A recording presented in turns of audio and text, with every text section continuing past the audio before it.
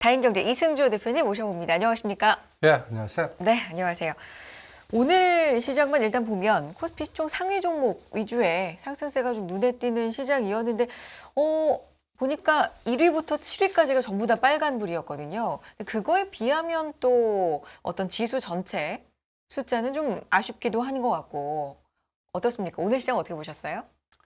오늘은 나사 선물, 그러니까 시간 외 구글이라든지 이런 거에 하락만 없었으면 상승 종목이 더 많았을 거예요. 근데 오늘 보시면 시가 상위 종목들만 받쳐놓고, 그러니까 1등부터 7위 종목 네. 플러스면서 하락 종목 개수는 더 많아지는 그렇죠. 그런 형태가 뭐라고 그럴까요? 시장을 관리했다라고 체크가 됩니다. 시장을 시장을 관리했다. 그러면 이 관리를 왜 할까요? 제가 9월 30일부터 네. 계속 이 시간 통해서 세계는 채권이나 난리치는데 우리나라 시장을 놓고 보면 삼성전자, SK하이닉스 외국인 전략 바뀌었으니까 네. 이게 이제 매수로 들어올 겁니다. 이제 그게 진짜 추세 매수인지 아니면 올려놓고 폭탄 제조인지는 제가 10월 중간선거나 CPI 볼 때까지 얘네들이 얼마 정도 사주나. 우리가 베어마켓 랠리일 때 7월 4일에서 8월 16일까지 5조를 샀거든요. 네. 오늘까지 얼마 산지 아세요? 외국인이? 얼마죠? 외국인 수급이 계속 들어오고 있죠. 삼성전자 중 외국인 기관 수급이 최근에 받쳐주고 있던데요. 3조 샀습니다. 네. 근데 이제 산 게 딱 보세요. 제가 일주 전에 이 데이터를 보면서 우리나라 시장의 뭐라 그럴까 특징이라고 그럴까요? 이 세 개의 종목이 전체 코스피 200의 33%를 차지하고 5개가 40% 차지하니까 자료 한번 볼게요. 예, 네. 밑에 하락하는 종목이 한 100개가 넘더라도 요 5개 종목만 관리하면 네. 지수 관리가 됩니다라고까지 해드렸죠. 네. 요게 일주일 딱 지났는데 요 수치 3개만 보십시오. 55만 5천 원, 삼성전자, 엔솔 49만 7천 원, SK하이닉스 9만 200원이 오늘입니다. 오늘 여기까지 다 플러스 만드는데 진짜. 5만 5천 원이 한 4천 올랐죠. 5만 9천 원. 이제 네. 곧 6만 전자를 볼 생각인 것 같아요. 600원 남았어요. 예. 네. 엔솔이 52만 원, 거의 네. 49만 원에서 3만 원도 올렸고, 네. 그 다음에 SK하이닉스는 한 3, 4천 원 정도 올렸습니다. 그리고 이 수치와 그 다음에 이제 이 그림을 한번 봐주시기 바랍니다. 200개의 평균의 움직임과 연결된 12월물, 요때 제가 요게 이제 9월 CPI 13일입니다. 요게 8월입니다. 그러니까 8월 달에는 334였고 우리 분석의 기준은 9월 13일에 320에서 9월 30일 280까지 40포인트. 그러니까 40포인트라면요. 저는 어떻게 계산하면 거의 70에서 100쯤면 딱 맞아요. 그러면 많으면 400포인트 빼거나 간단히 해서 300포인트 50 정도 빠지는데 실제 요때가 3,400 한 30 그리고 3,130 300포인트를 뺐습니다. 네. 그리고 40포인트 빼고 나서는 갖은 공포가 이 기간 동안 지배했죠. 정말. 10월 13일도 그렇고 10월 21일도 그렇고. 그런데 딱 보시면 여기선 저점이 오히려 높아져요. 그리고 넥라인이라고 표현하는데 여기가 딱 295예요. 오늘 이거를 돌파 장중 시도를 또 했습니다. 그리고 종가는 또 밀렸어요. 그러니까 295라는 단어. 그래서 제가 이 시간 통해서 295 종합주가지수 2250 삼성전자 요때가 5만 7천 원만 한번 두들겨 맞았거든요. 근데 삼성전자만 뚫었어요. 네. 그러니까 저는 이 의미도 굉장히 중요하게 봐야 된다. 그래서 320.2와 280의 그 중간값이 300을 언제쯤 갈 거냐는 이제 기승전 삼성전자가 6만 전자를 언제 치고 나가냐 이 속도에 결정될 것 같은데 한번 보시죠. 9월 30일부터 현재까지 3조를 샀습니다. 근데 이 밑에 단을 보세요. 선물은 1조 2천억을 때렸습니다. 그리고 금융투자는 1조 때리고 선물은 3,700억을 샀어요. 근데 이 3조 에너지의 구성을 보시면요. 재밌는 거를 볼 수가 있습니다. 이게 삼성전자인데 이 거래량 말고 수치로 바꿔 1조 5천억 정도 샀어요. 삼성전자만. 네. 그 다음에 이 두 개 합쳐보시죠. SK하이닉스 9천억. 그러면 2조 4천억이죠? 그렇죠. 2조 4천억에 엔솔 3천억. 그럼 얼마예요? 2조 7천억이에요. 세계 거의 뭐 세 개가 다 커버하는 거 아니겠습니까? 그럼 이 논리는 뭐냐? 시장 우리나라 인덱스를 바치고 있다는 얘기입니다. 그러면 이걸 왜 바칠까라는 걸 이제 고민을 해보는 거예요. 얼마 전 분위기하고는 굉장히 다르지 않습니까? 대형주가 상당히 힘을 못 쓰는 시장이 상당 기간 이어졌는데 어느 순간 최근 들어서는 좀 공기가 바뀐 것 같아요. 딱 일주일 네. 동안 그 에너지가 보인 것 같아요. 그래서 삼성전자 매수가 이게 네이키드 매수보다는 합성 매수입니다. 대부분이 삼성전자 매수 또 파생 쪽 때렸단 말이에요.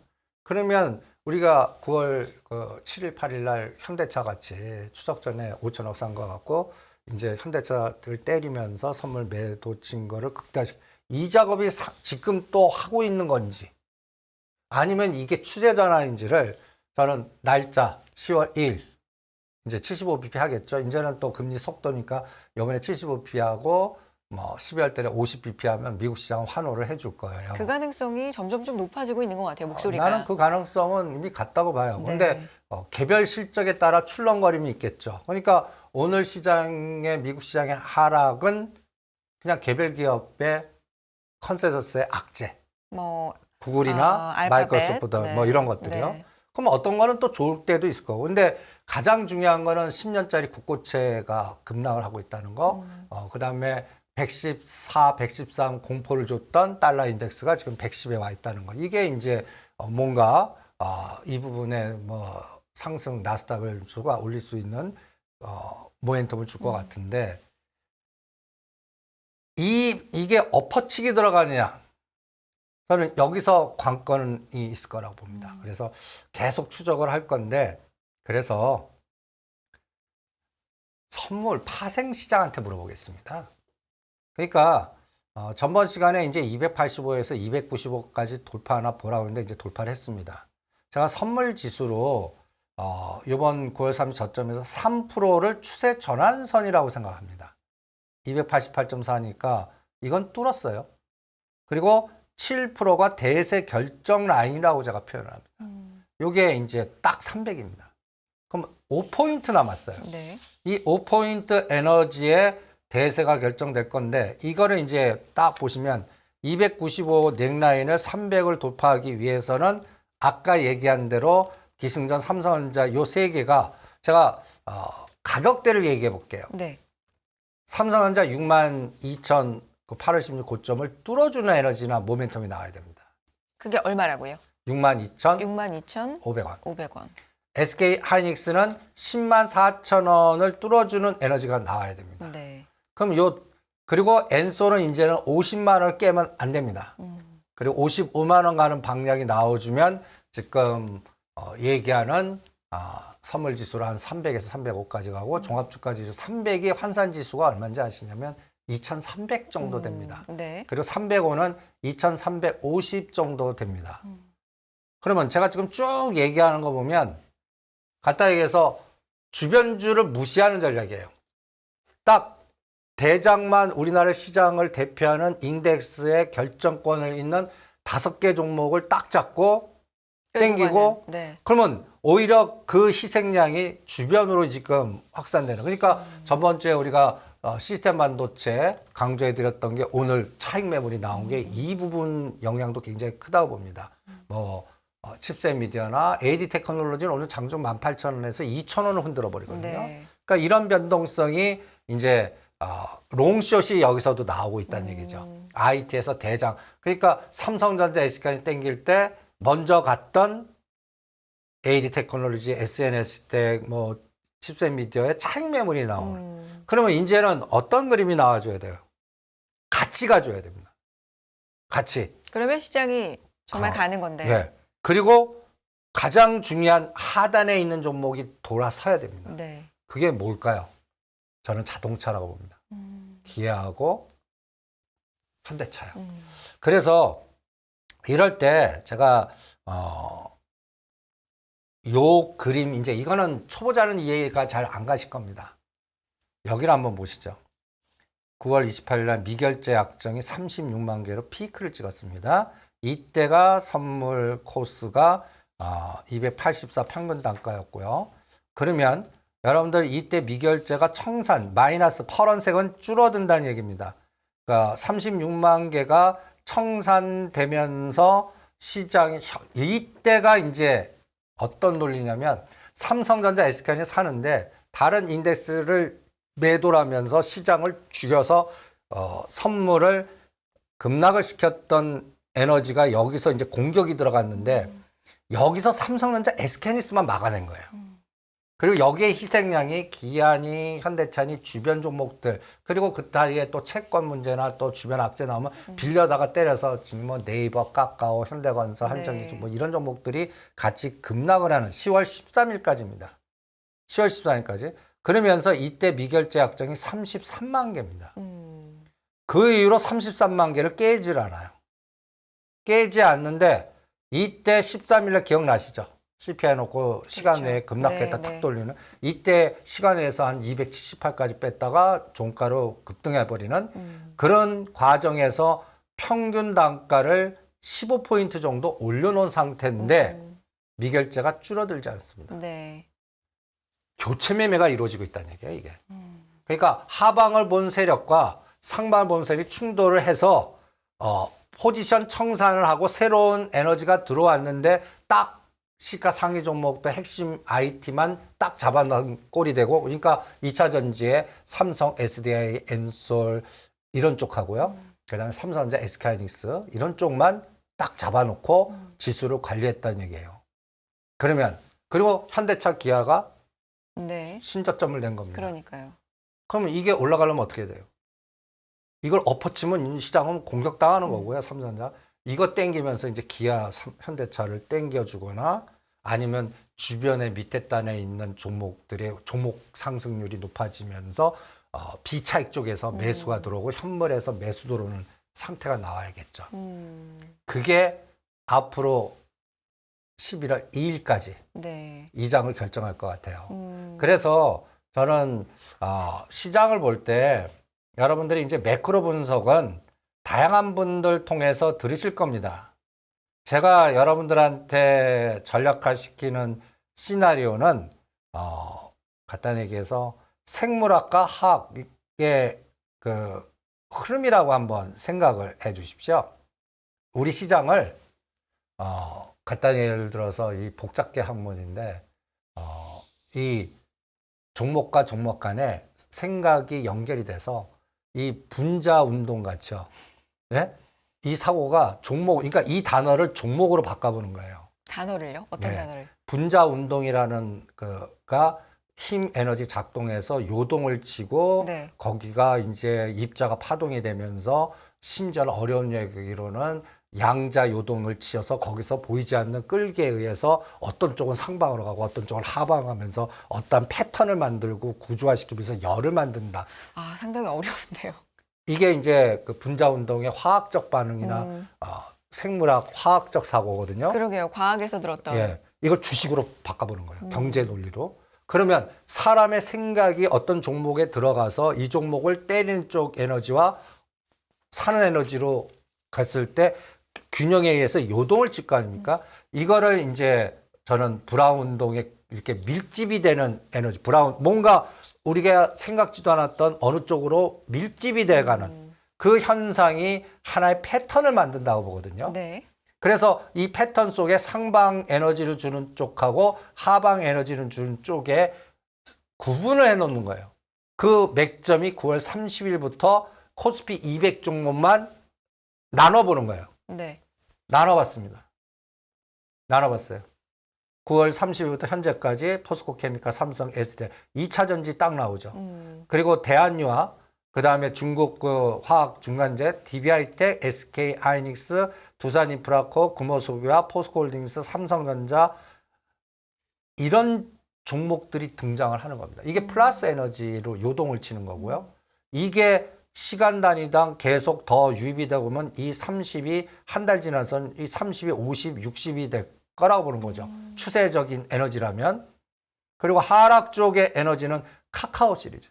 네. 카카오 애들, 넷마블, LG생활건강, 롯데칠성, 크래프톤, 네이버 이런 종목들은 하방에너지가 같은 시장 내에서 한쪽은 숏이 걸렸고 한쪽은 롱이 걸렸는데 근데 사실 공통점이 있어요. 뭐 플랫폼이라든가 게임이라든가 중국 관련 소비주라든가 화장품 쪽이 특히나 뭐 광군제 앞두고 있지만 움직이지 않습니다. 굉장히 하락세가 좀 짙고요. 저는 그게 중요하다는 얘기예요. 음, 시장은 한정됐고 네.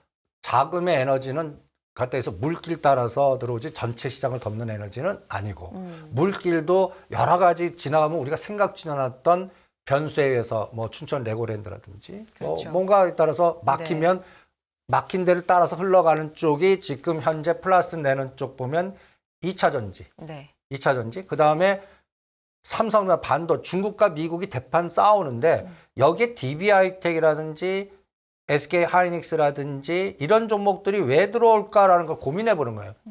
지수는 다 빠진데 왜 얘네들은 돌출하게 우쪽에 요동을 치는 에너지가 나올 거냐.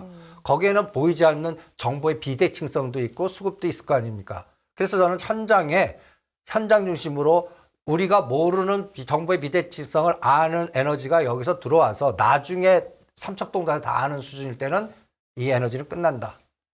그런데 특히나 궁금한 게 대표님께서 사실은 상당 기간을 대형주의 타임이 아니다. 지금은 시간적으로 어떤 돈의 효율성 측면을 생각했을 때 중소형주에 가는 종목을 해야 된다고 상당 기간 말씀해 주시다가 이제는 대형주의 시간이 왔다라고 해 주시고 나서 정말로 대형주 중심으로 지금 최근에 움직이고 있는 시장 좋습니다. 그런데 약간 궁금한 게 업황이 그렇게 좋지가 않거든요. 특히나 SK하이닉스 같은 경우는 실적 쇼크라고 표현할 정도로 영업이익 반토막에다가 그래서 다음 연도에는 투자까지도 이제 반으로 줄이겠다라고 할 만큼 뭐 회사에서는 메모리 반도체 업황이 전례 없이 지금 안 좋다라고 스스로도 이야기할 만큼 지금 좋지는 않은 상황인데 지금 수급은 그래도 받쳐주고 오늘도 들어옵니다. 그게 이제 지금 얘기한 게 누구나 다 아는 인간의 머리로 생각하는 합리적 사고에 의한 판단에서 사면 안 되고 네. 오히려 오를 때 매도해야 되는 그런 논리적 내가는 매도를 얘기해요. 근데 밑바닥의 수급은 이건 모지예요. 그러면 우리가 놓친 게 없는가 할 때는 저는 이 부분을 강조해 드리고 싶습니다. 이재용 부회장이 붙잡힐 때 우리가 모르는 뭐가 하나 나올 건가? 나올 건가? 네. 첫 번째. 두 번째는 이번에 저는 이게 이제 중국과 미국의 갈등 구조에서 틈새 전략이에요.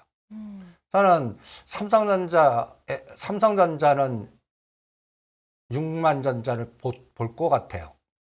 조만간. 네. 네. 뭐 이번 주 안에든지 뭐 다음 주든지 11월 그 1일 날 뭔가 제가 기대하는 거는 자사주나 사주인지 배당 정책을 쓰든지 보이지 않는 M&A에 의해서 뭔가 하든지 그리고 요번에 이제 제가 중국의 그 7인 상무위원이 나오는 걸 딱 보면서 딱 느낀 게 우리나라 이제 삼성전자 틈새 전략이 나오겠다.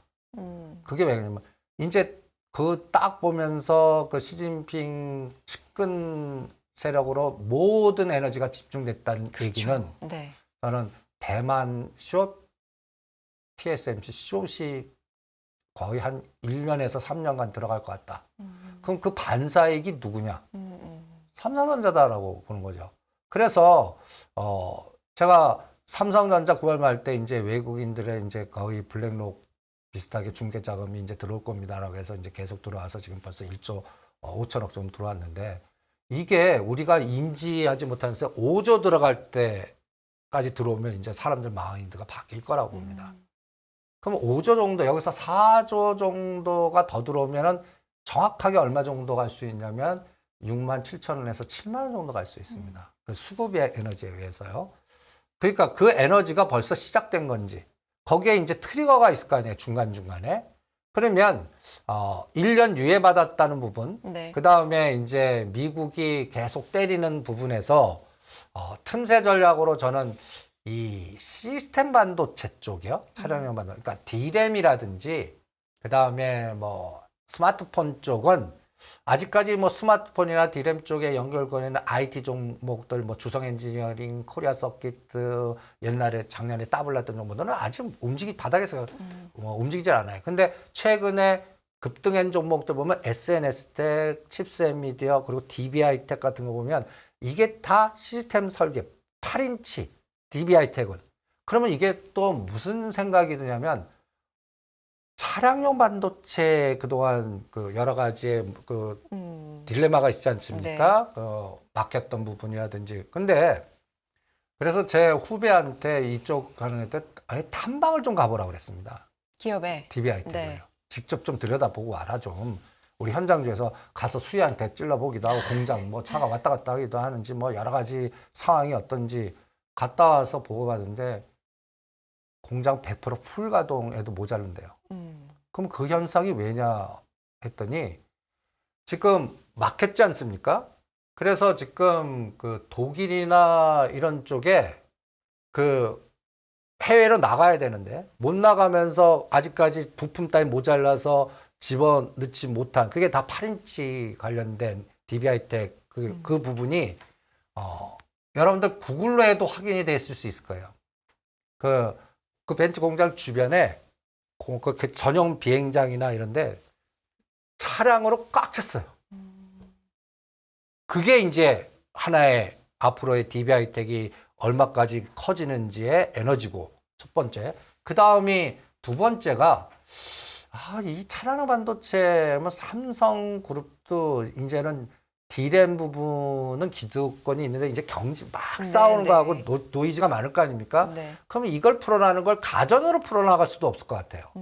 그러면 방법은 시스템 반도체에 승부를 거는 수밖에 없거든요. 그래서 저는 11월 달에 뭔가 회장을 띄면서 선언을 TSMC 타도 그 타켓을 할 수 있는 인적이나 물적이나 여러 가지 어떤 전략적인 집중도를 삼성전자가 선언을 하지 않을까라고 생각을 합니다.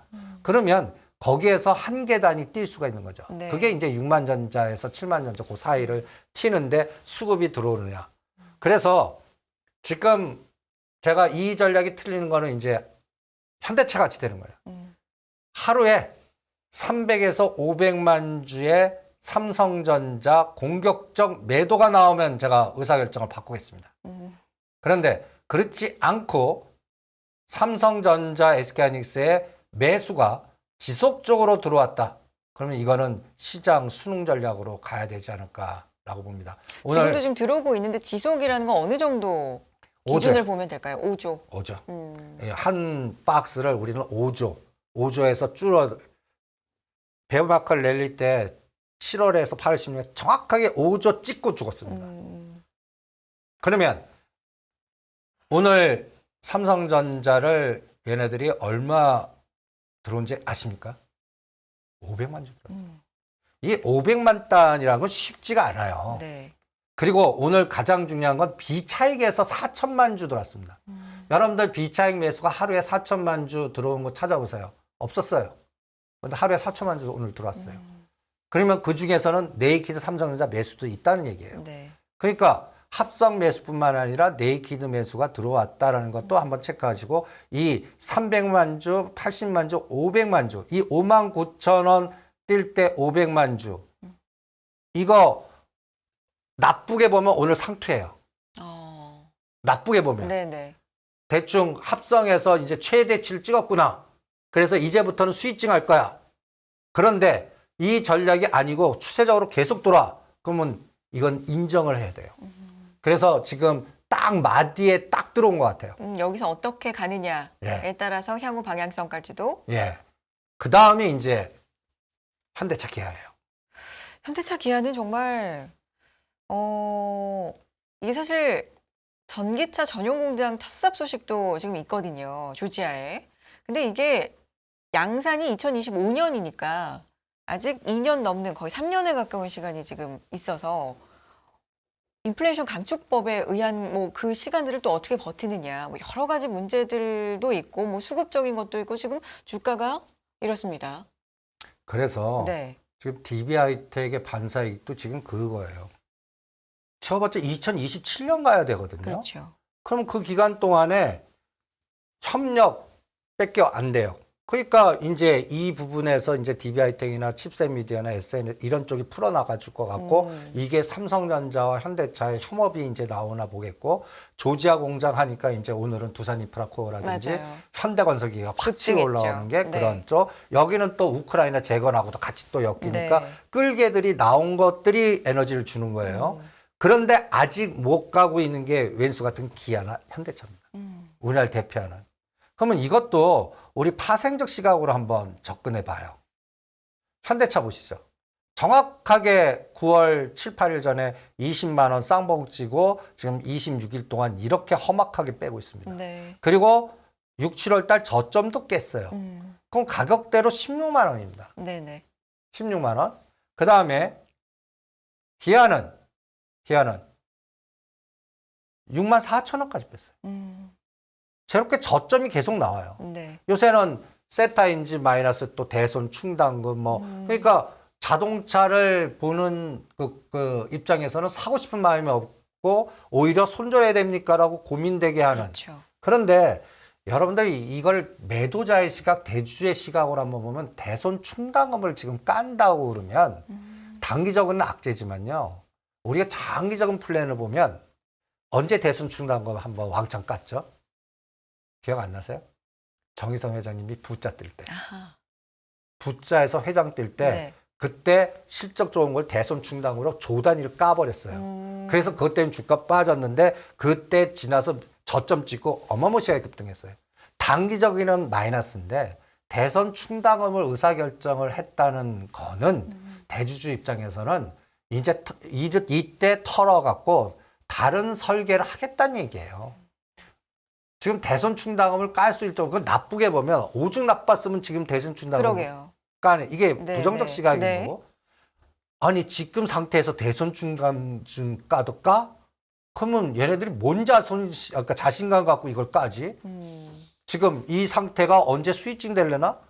이런 게 양면의 칼이라고 저는 생각이 들어요. 그래서 저는 기아 여러분들 적극적 매수를 권해드립니다. 아, 그렇습니까? 지금 네. 시점에서? 예.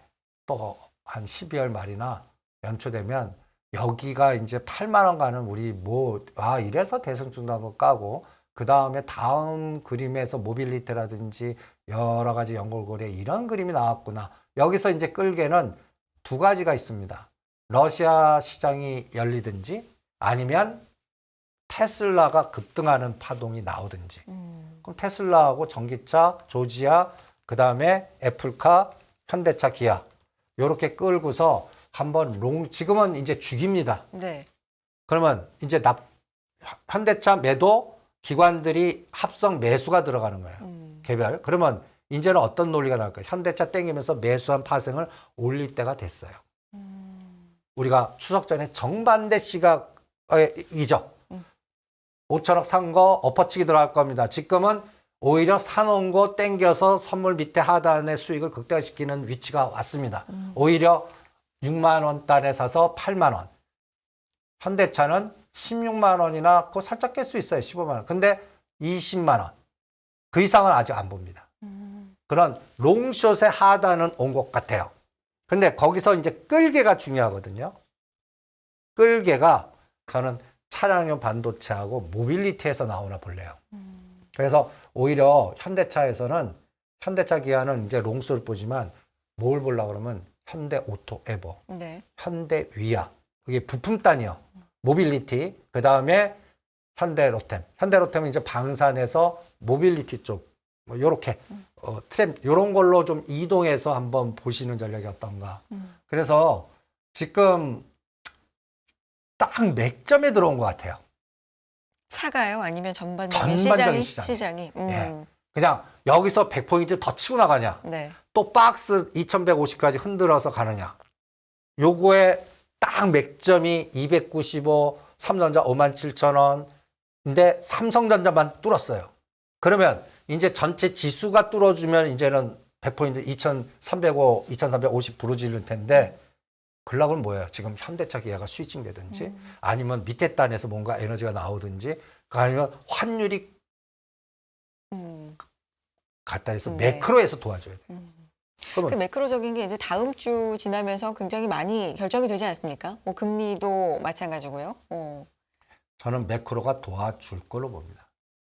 도와준다는 의미는 어떤 결론이 나면 도와준다라고 보시는 거예요? 사실 11월 FOMC는 자이언트 스텝 75bp가 거의 뭐 기정사실화 돼 있는데 75bp는 확정된 것 같고요. 네. 그냥 50bp 해주나? 그러니까 50bp는 12월 네. 이제 가능성이 네, 높아지는데 속도 조절을 해주나? 그 속도 조절론이 조금 더 목소리가 강해지고 분위기가 형성이 되는 뭐 이런 그게- 거를 좀 긍정적으로 보시는 거예요? 그게 CPI가 결정해 줄 것 같아요. 네. CPI가. 음. 이번에 CPI가 11월 10일로 알고 있습니다. 그때가 옵션 만기 겹친 것 같은데 전에 제가 네. 이 시간 통해서 이제 그거를 박사도 잘 모르는 테니까 제가 이 삼각형에 맡기자라고 그러지 않았습니까? 맞습니다. 달러 인덱스, 네. 그 다음에 달러 원, 영국 파운드. 영국 파운드는 영국 10년짜리 국고채의 뒷그림자니까 얘가 4.6까지 갔다 오늘 얼마인지 아십니까? 3.7, 3.8이에요. 급락을 했습니다. 총리가 네, 바뀌는 일단은 정치적인 그게 중요하죠. 네. 달러 인덱스가 여기 보시면 10월 13일, 9월 28일 날 114, 100 위였는데 지금 110입니다. 네. 그러니까 이것도 내려왔죠. 그 다음에 달러 원이 이제 우리나라 이제 원 달러라든지 10년짜리 국고채라든지 우리도요. 근데 지금 요게 이제 오늘 빨간 색깔이 오늘입니다. 파운드화가 이제 10월 4일 1.14로 지금 강세. 그러면 달러 인덱스에 파운드 엔화만 강세되면 달러는 약세잖아요. 그 틈새를 벌 수가 있거든요. 시간 벌 수 있습니다, 이게. 추세를 번다는 얘기가 아니라 요새 베어 마켓이라면 그 100포인트를 잘 대응하냐 안 하느냐가 네.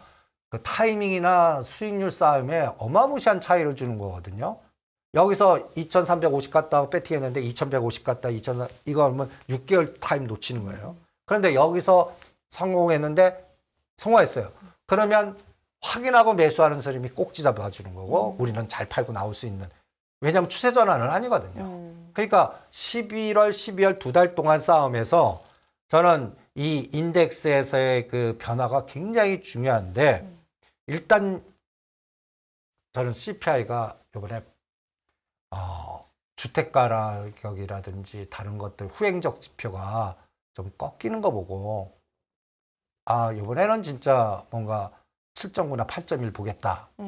그래서 그때가 트리거가 나오겠다. 어제 나온 주택 지표도 좋지 않게 나왔기 때문에 사실 시장이 그것 때문에도 환호한 게 있어서 안 좋은 뉴스를 좋게 해석하는 시장이기 때문에 그렇기 때문에 CPI가 좀 내려가는 것. 그렇죠. 매크로에선 그것도 상당히 시장에 긍정적으로 작용할 것이다라고 지금 보시고 있고요. 그러니까 여기 지표를 보면 네. 간단히 얘기해서 이 미달러 이게 이제 다시 114로 가든지 그 다음에 이 원은 아직까지 안심이 안 돼요. 네. 원은 지금 1,400원을 깨고 내려야겠거든요. 아직 안 깨요. 최근에 1,440원을 여러 번 때렸지만 그게 또 신기하게 돌파하지도 않아요. 개입이 무지 들어왔다는 얘기죠. 파운드화가 이제 올라오고 있습니다. 이게 윗방향은 그러니까 파운드화 강세, 달러 약세라는 네. 거니까 미국 10년짜리 국채의 금리가 일단은 시간을 벌어줬어요. 4.3에서 4.0 그리고 3.9 밑으로 내려오면 더 좋겠죠. 또 하나 제가 이제 요새 네덜란드 천연가스가 어떻게 되는지 아세요? 네덜란드 천연가스요. 예, 뚱딴지 같이 네. 뭐 우리 일반적인 천연가스는 지금 9점 거의 10불 갔다가 지금 거의 6불까지 그렇죠. 급락을 네. 했는데 요것도 한번 보시죠. 요거 한 달 만에 이루어진 겁니다. 와. 기울기가 급락이네요. 급락. 급락 이게 300유로에서 17유로로 빠진 겁니다. 300에서 17이요. 예. 급락이란 표현도 좀 모자란데요. 이런 에너지가 왜 나요? 그러니까 네. 사람들이 이런 거예요. 윈터 이즈 커밍 와. 네. 뭐 우크라이나는 난리나. 그렇죠. 그래서 재고 창고나 미리 선물로 다 땡겨버린 거예요. 근데 막상 이제 가까이니까 뭐 이번 겨울 좀 따뜻해지겠다 그러고 이제 막혔던 게 배가 막 들어오는 거예요. 저장 창고 다 찼어요. 채울 데가 없는 거예요. 오를 줄 알았는데 그러니까 이걸 레버리지 낀 사람들이 이게 그냥 옛날 마이너스 유가 보신 적 있으시죠? 아, 그 현상이 가스에서도 나오는 거예요. 던지는 거군요. 예. 네. 그냥 던지는 에너지예요. 네. 그냥. 그러니까 잘못하면은 이게 네덜란드입니다. 독일 여기 딱 그 과정에서의 상징적 의미. 그래서 이걸 딱 보고 이제 그 윈터 이즈 커밍보다 다른 걸 봐야 되고 천연가스라든지 유가라든지 심지어 유가가 그 감산했는데도 뭐 90 흔들림이 떨어지잖아요. 없어요. 네. 그래서 네. 요번에 상품 쪽에서는 좀 도와주겠구나. 네. 지금 인플레이션의 가장 큰 것이 이제 그 부분 아니었습니까? 에너지. 예, 에너지. 네. 에너지. 그러면 이제 미국에서는 저것만 해결되면 돼요. 주택이라든지 렌트값이라든지 뭐 의료 서비스 뭐 이런 쪽에서만 뭔가 조금 하락 징후가 보이면 이게 후행 지표로 팍팍 꺾이거든요. 그렇죠. 코어 CPI에서 뭐 40%를 차지하는 게 주택 예. 가격이다 보니까. 그게 꺾이기 시작하더라고요. 그러면 요번까지는 애매하더라도 네. 12월이나 내년 이러면 급격한 떨어짐이 나온다는 거죠. 그래서 연준의 정책은 이제는 금리 인상의 통화 정책보다 이제는 자주 파월 의장보다 앨런 재무장관 들을 것 같아요. 재무부 쪽에서의 에너지. 그리고 중국을 무지 협박할 것 같아요. 중국의 협박. 그러면 여러분들 잘 들여다봐야 되는 게 중국 협박할 때 우리가 틈새로 나올 수 있는 게 뭘까? 뭐 같을까요? 뭘까요? 이것도 이제 서로 공격 충돌해서 그 틈새로 어떤 거는 악재가 될 거고 우리한테 그렇죠. 마이너스 에너지 네. 어떤 쪽은 플러스로 요동칠 게 뭘까를 고민하는 게 이번 연말 내년 연초에 해답이 아닐까라고 저는 생각을 합니다. 반사이익을 받을 수 있는 분야. 예. 네. 저는 이거 같아요. 이번에 이분들의 제가 양력을 뒤졌어요. 저 리창이라는 분 잘 모르겠거든요. 리씨, 짜이찌 뭐 이름은 들어봤고 시진핑 그 옛날에 비서실장들 하던 분들이 다 이제 상무위원들이 되셨습니다. 상하이 봉쇄 책임자로 예. 알려지더라고요. 예. 네. 그러면 네. 중국은 이제 부동산 정책으로 해서 성장 정책은 후순위로 밀렸다. 그리고 그 뒤에는 간단히 해서 옛날 부동산은 국유기업 해갖고 뭐 장점인계라든지 해서 그 세력들의 뒷자금에 다 그 에너지원이었거든요. 그 헝다도 그렇고요. 이 전략이 이제는 중심이 바뀌는구나. 그래서 어떤 전략으로 이분들이 이제 행동대장으로 어떤 정책을 세워서 어떤 흐름으로 나올 건가가 딱 이 그림입니다. 동수서산 8대 데이터 센터. 우리는 지금 불타갖고 난리 쳤는데 이 위치 그 거점을 보세요. 옛날에는 1대1로였거든요. 근데 이거는 이렇게 딱 보면 무슨 그 데이터에 만리장성 쌓는 느낌 안 드세요? 이 딱 보시면 이 둘러가는 거 보세요. 네네. 근데 이 데이터 센터가 뭐냐면 이가 갖다 해서 사막에 우리 서울 같은 도시를 하나 만드는 겁니다. 그럼 거기에 스마트 시티 도로망 어떤 에너지원 뭐 이런 게 어마무시하지 않겠습니까? 여기에 성장률이 한 3%를 차지할 거예요. 그러면 중국 경제 성장을 얘네들이 3%를 집중할 거고 7명의 그 상무위원이 이거를 책임지는 행동 대장이 되실 것 같아요. 그래서 앞으로는 뭐 시멘트에 연결된 건설 쪽은 계속 누를 것 같고 이 빅데이터 센터 이게 이제 뭐냐면 빅데이터 센터, 원전, 수소, 스마트 시티, 모빌리티, 보안. 그러면 옛날에 이 영화 보신 적 있습니까? 뭐죠? 이퀄리브리엄. 아니요, 저는 못 본 거. 보시면 네. 어떤 도시를 사람을 그 흑백으로 흰색 블랙 나와서 통제 사회를 만들어요. 지금 중국이 추구하는 세상이 이 세상 같아요. 미래 세상이. 스마트 시티에다가 사람들을 다 집어넣고 거기다 칩 따놓고 거기에 통제 가능한 에너지로만 두고 반대하는 에너지는 어디다가 구류시키거나 제거해버리는 무서운 전략을 앞으로 쓰겠다라는 얘기거든요. 그러면 이 전략의 집중이 모빌리티입니다. 그리고 빅데이터, 그럼 6G, 5G. 삼성전자가 여기서 딱 나오는 거예요. 여기서. 그리고 DB하이텍도 여기서 딱 나오고, 빅데이터 센터면 전력설비와 관련된 것들. 그 스마트 시티라면 이거는 통제 보안이거든요. 그럼 통제 보안과 관련된, 그래서 하이비전, 띵크웨어, 유비벨록스, 이런 것들. 그리고 여기에는 또 철도망이나 그 트램 이런 것들 연골고리. 그러면 철도, 여기에 또 지하도 나올 겁니다. 네. 지하, 그럼 특수건설, 동아지질 이런 종목들이 샘플링, 아까 분자운동에서 여기에 빅데이터 끌게 연결되는 걸 다다닥 붙이는 거예요. 그거를 관찰 대상 딱 넣는 거예요. 그리고 진짜 수급 들어오고 각도 나오나. 앞으로는 그렇게 이 중국과 연결된 거는 거기에 연결시켜서 봐야 되지 않을까. 그러니까 지금 시장은 부분 균형을 찾아야 될 것 같아요. 부분 네. 균형. 예. 네. 우리는 지금 전체 지수를 맞추려고 그러거든요. 그건 못 맞추고 그냥 박스, 그냥 편하게 2150, 2350 금년말. 심지어는 6개월. 맞추지 좀 마. 그리고 요번에 어떤 이유 때문에 빼고 왔다 갔다 이런 거기에 롱숏 내 대상만 바뀔 것 같고, 요번에 2250에서 치고 나가는 부분은 이번에는 빅데이터 센터 모빌리티인데 여기에서 이제 밑에 단의 현대차 기아를 끌어올리는지를 오늘부터 카운팅하고, 그 다음에 두 번째로 스마트 모빌리티에 연결되는 부품단 종목들. 처음 먼저 간 것들이 이제 DB하이텍보다 SNS텍이나 AD 테크놀로지가 먼저 갔거든요. 네.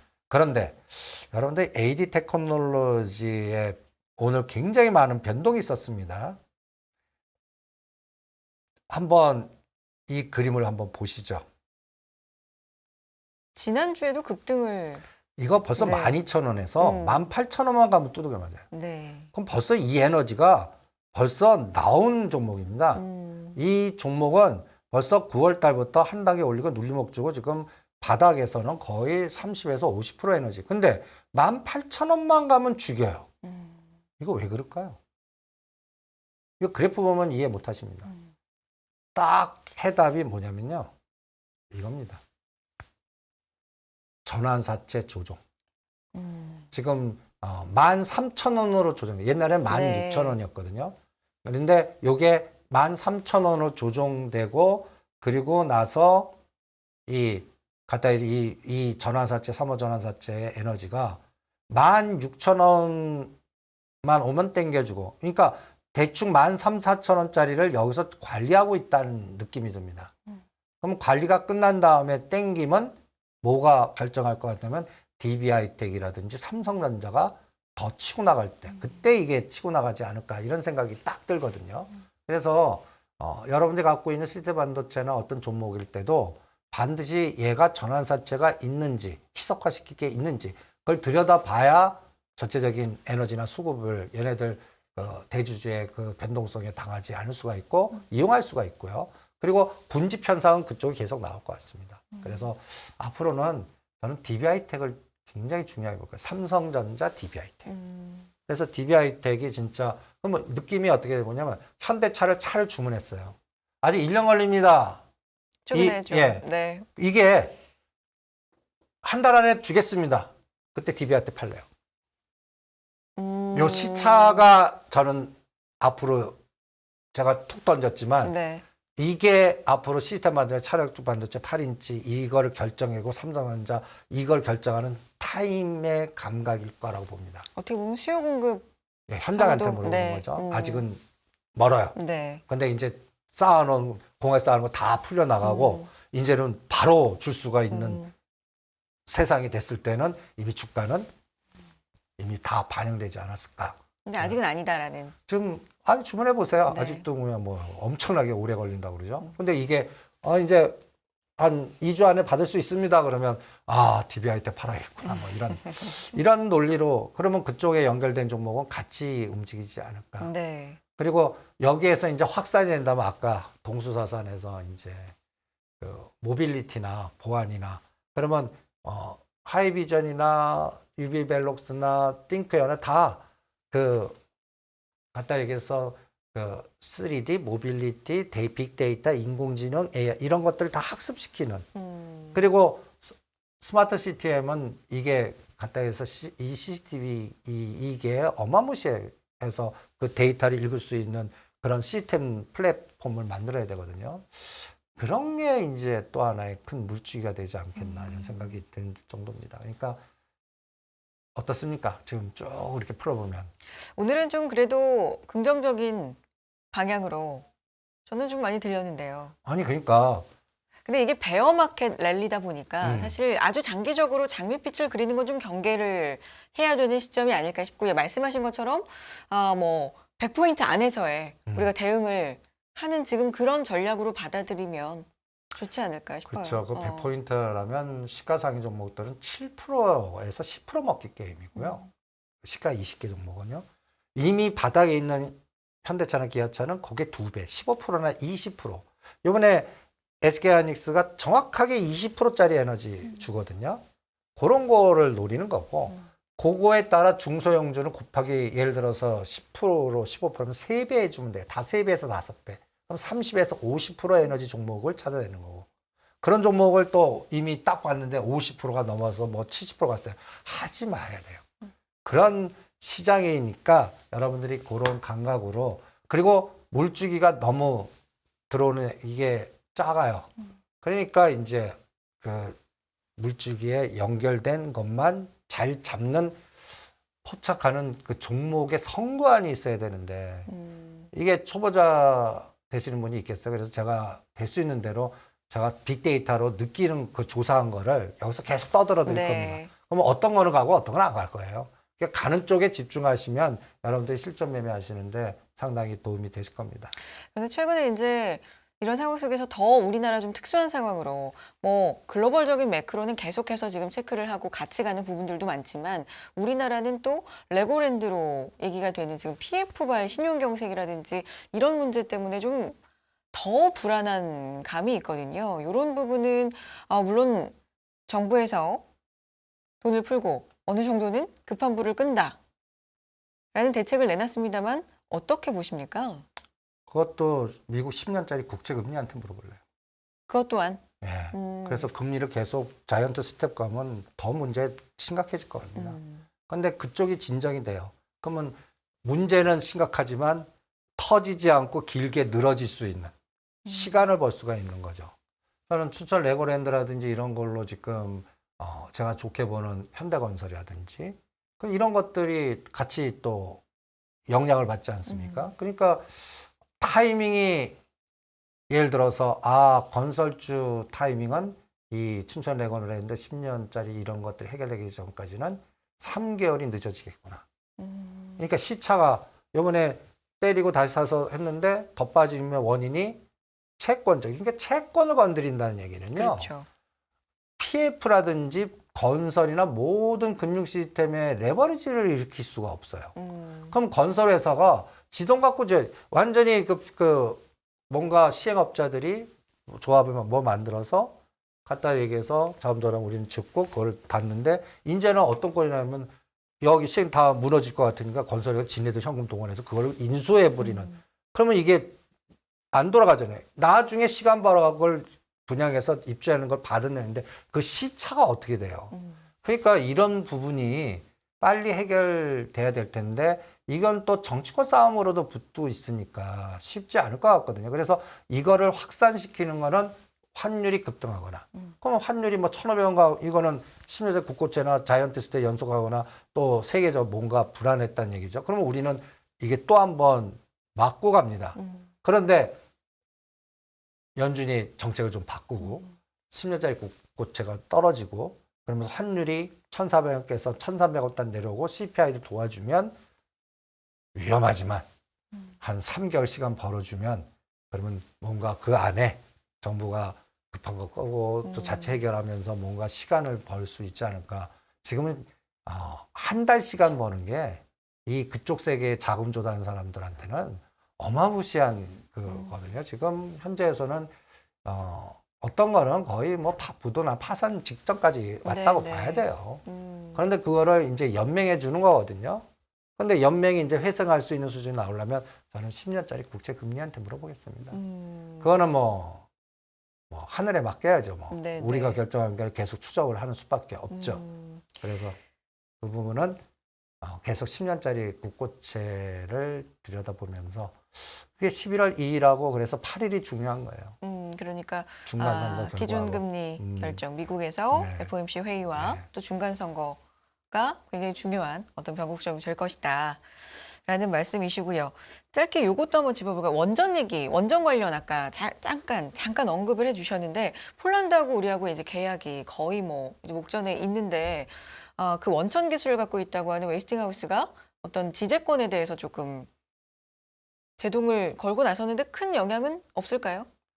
있으니까 급락했겠죠. 그냥 이거 자동차와 비슷한 것 같아요. 네. 미국 바이든 정부의 목리. 음, 일단은 딴지 걸기. 음, 간단히 예를 들어서 폴란드 수주할 수 있게끔 자연스럽게 냅두질 않는다는 얘기예요. 그 얘기는 뭘까요? 빨리 돈 들어오고 니네들 알아서 줄 잘 서고 이런 여러 가지의 어떤 보이지 않는 부분의 그 에너지라고 보거든요. 그래서 저는 시차를 두면은 우리 정부의 원전 방향성은 변하지 않습니다. 네. 그런데 단기적으로는 영향받고 있고 계속 건설주와 비슷하게 한전기술 딱 놓으면 바닥 따지는데 한 1, 2개월 시간. 그리고 진짜 수주를 하는 게 풀리든지. 그러니까 이제 원전 관련주는 중동이나 폴란드를 들여다보는 수밖에 없어요. 그래서 실제 수주를 해와야 돼요. 네. 작년 힘들 때 그 현대 로템 보는 느낌이에요. 현대 로템도 수주해 온다 안 한다고 뭐 이집트 뭐 한다 그래도 17,800인데 계속 죽이다가 진짜 수주해 오니까 32,000 급등했듯이 네. 요것도 저는 원전과 건설은 오히려 금년보다는 내년 보겠습니다. 그렇군요. 예. 알겠습니다. 오늘 시장에 대한 이야기도 이렇게 다양하게 나눠봤고요. 여기서 인사 나눌게요. 다행경제 이승조 대표님 다음 주에 뵙겠습니다. 고맙습니다. 네, 수고하십시오.